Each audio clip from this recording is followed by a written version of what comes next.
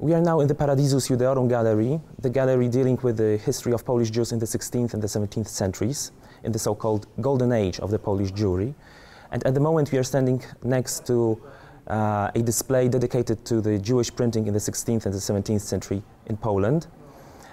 We are presenting the story of this printing with traditional means, like texts, graphics, original objects displayed in a showcase, but we are also using some other forms of interactivity with our visitors, that is manual interactives. In this case, printing presses that our designers designed especially for this display. We wanted to provide the visitors with some kind of experience, an experience of being a Jewish printer from the 16th century just for a moment, so that he could print out and take away a card with a printed out title page or a printer's mark. Manual interactives play the same role as touch screens. They encourage to learn to explore content in an interactive way. Manual interactives are analog mechanisms which visitors of our exhibition would be able to touch, to explore them, to experience them directly. We use them for showing also content which we don't want to show in first instance, more difficult one. And it will require a bit more effort to get to this content in, for example, discrete drawer, which needs to be found first of all and then explore. Everything serves, or all of that serves education.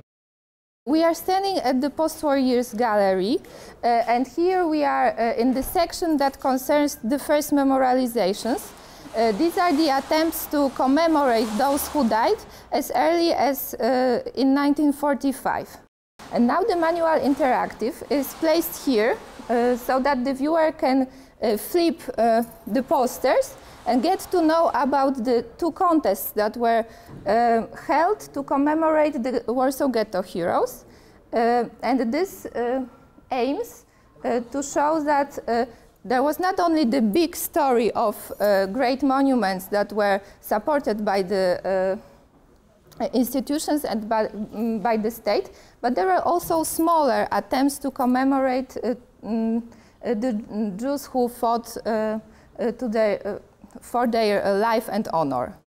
Here we are in the Interwar Gallery, in the space devoted to Jewish culture in this period, and we are facing the installation which is called Press Wall, and part of this installation is manual interactive.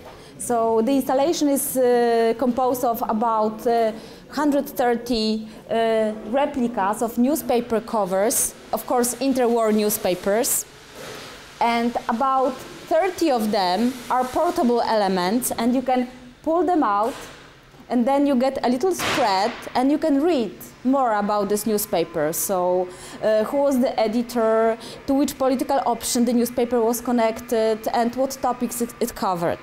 And there were the whole variety of the Jewish newspapers. There were dailies and weeklies, monthlies, and a special phenomenon, interwar phenomenon, were illustrated supplements which covered a variety of topics from all over the world.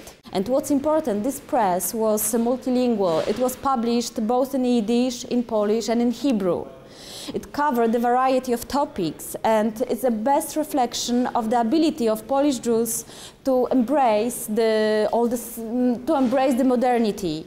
The Jewish newspapers wrote about sport, about fashion, about modern cinema, theater, and they were also the arena for political campaign and also for inner political tension between the different options within the Jewish society.